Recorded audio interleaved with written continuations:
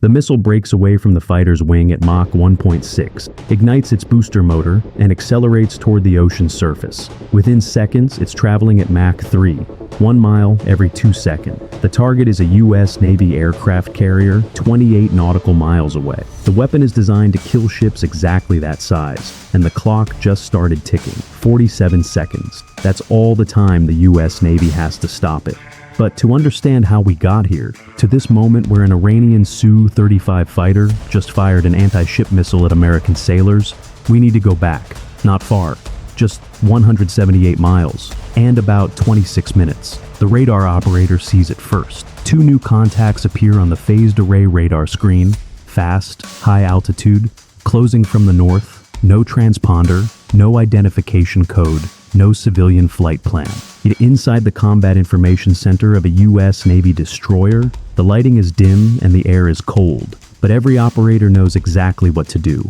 The targets are tagged immediately. Speed calculated, Mach 1.6, altitude 40,000 feet, distance 178 nautical miles. That speed alone eliminates commercial traffic.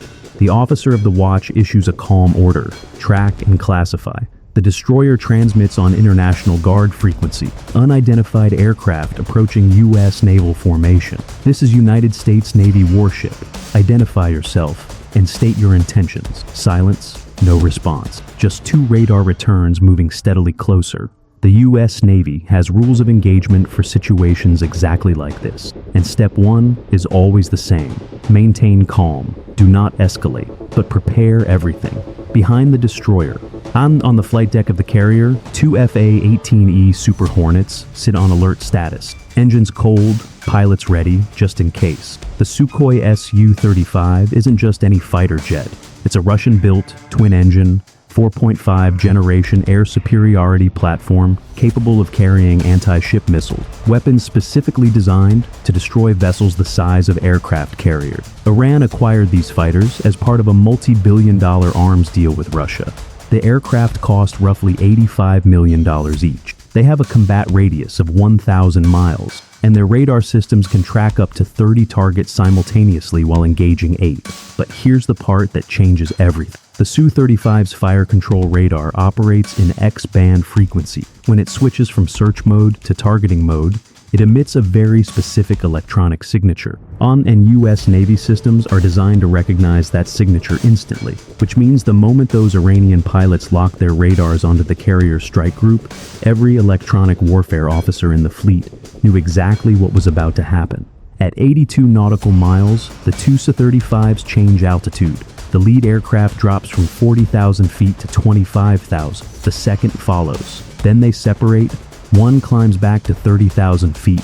The other descends to 18,000. Inside the destroyer's Combat Information Center, the Air Defense Coordinator sees the pattern immediately. It's a classic pincer formation, 2 attack angles instead of 1.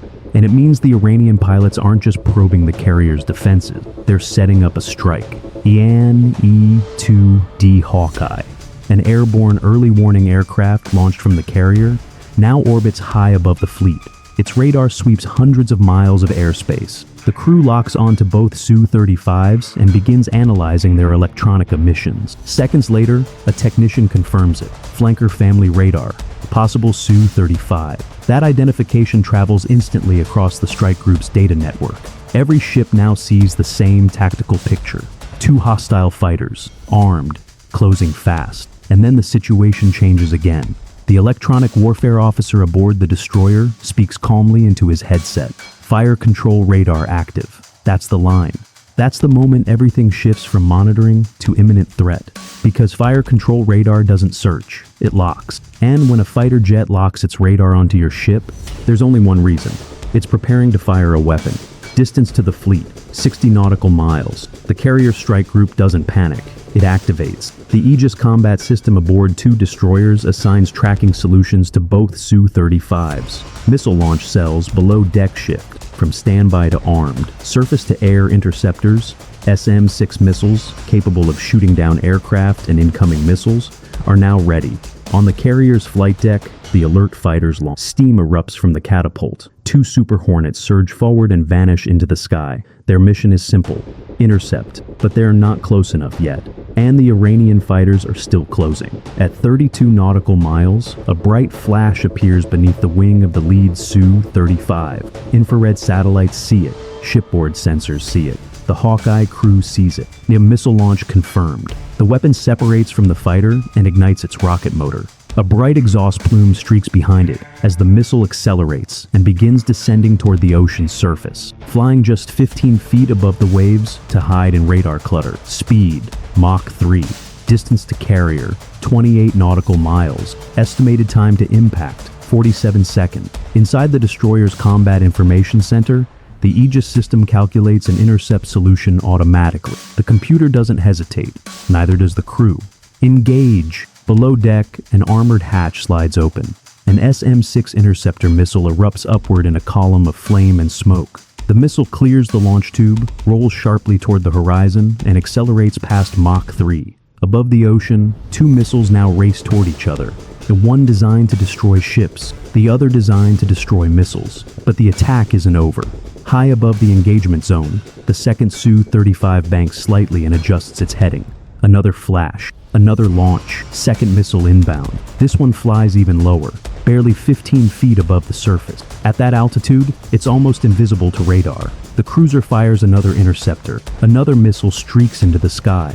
Now there are 4 weapons in the air, 2 attacking, 2 defending. The first intercept happens fast. The SM-6 closes on the Iranian anti-ship missile at combined closing speeds exceeding Mach 6. Distance drops rapidly.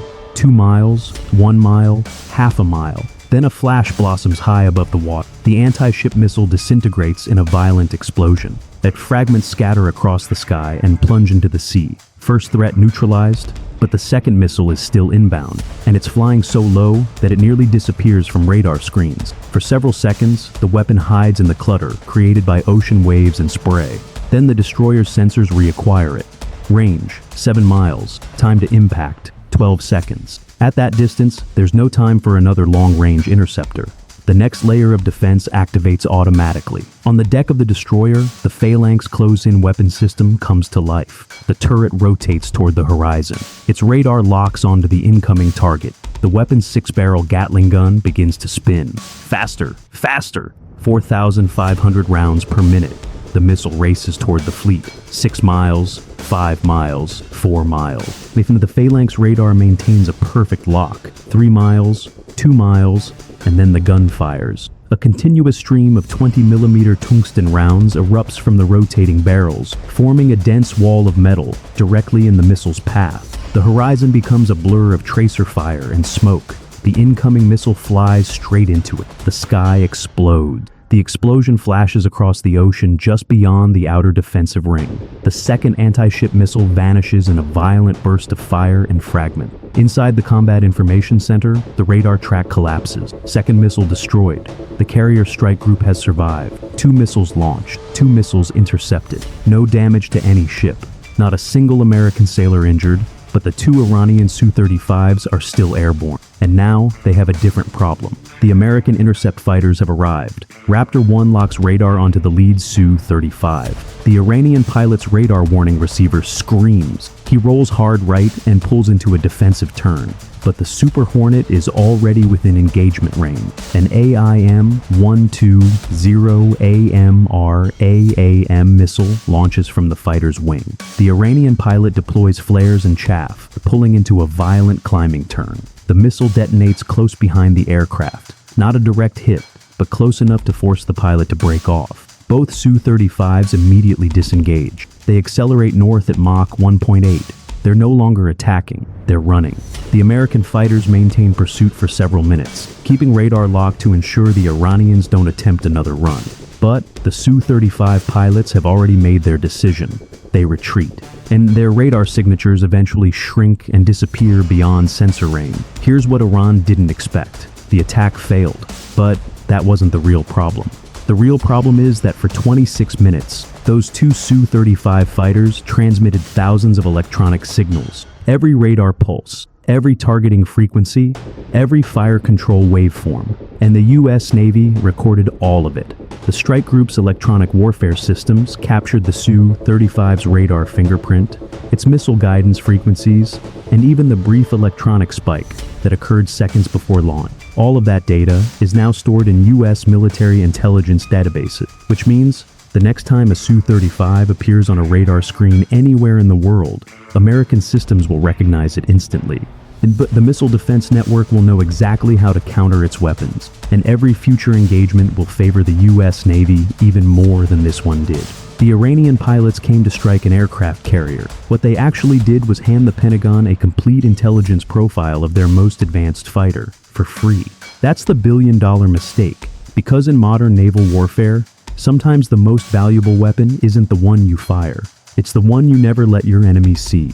Out on the open ocean, the carrier strike group continues forward. Radar spinning, jets launching, ships holding formation, watching, waiting. Because they know something the Iranian pilots just learned the hard way. You don't challenge a U.S. aircraft carrier strike group unless you're ready to show the world exactly what you're capable of. And once you do, there's no taking it back.